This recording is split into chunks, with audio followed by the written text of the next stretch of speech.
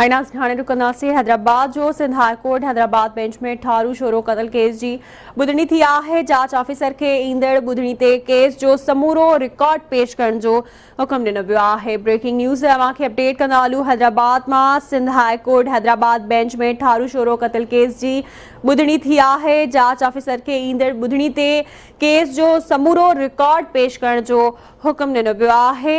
अदालत में पुर ठारू छोरो जी अमड़ बाड़ा ऐं फरियादी शौकत शोरो भी पेश थिया आहिनि। ब्रेकिंग न्यूज़ आहे, अवांखे अपडेट कंदा हलूं।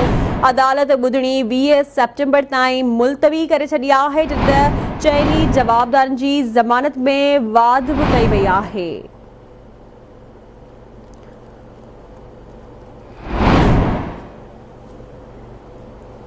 अहम खबर आहे, अवां सां शेयर कंदा हलूं। हैदराबाद मां Sindh high court Hyderabad bench में ठारू छोरो क़त्ल केस जी ॿुधणी कई आहे। जांच ऑफिसर खे ईंदड़ ॿुधणी ते केस जो समूरो रिकॉर्ड पेश करण जो हुकुम ॾिनो वियो आहे।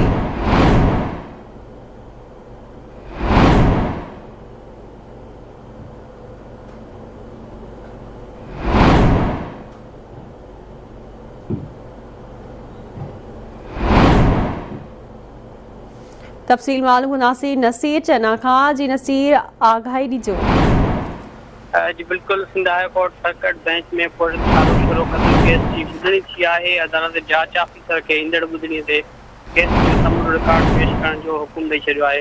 सर्किट बेंच हैदराबाद में जस्टिस नेमतुल्लाह फलपोटो ते मुश्तमिल सिविल बेंच में पुर ठारू छोरो क़त्ल केस जी ॿुधणी थी, जंहिं दौरान जवाबदार सैयद शाह मोहम्मद शाह, सैयद शीजान शाह ऐं सैयद रिज़वान शाह अदालत में पेश थिया, जॾहिं हिकु जवाबदार सैयद फरमान अली शाह अदालत में पेश न थियो। अदालत में पुर ठारू छोरो जी अमर बाड़ा ऐं फरियादी शौकत छोरो बि पहुतो। उन मौक़े ते जवाबदार धुर जो जेको वकील हुयो, उन अदालत खे हथादा कई त हिकु जवाबदार फरमान शाह खे कोरोना थी आहे, जंहिं करे केस जी ॿुधणी 2 हफ़्तनि खां पोइ रखी वञे।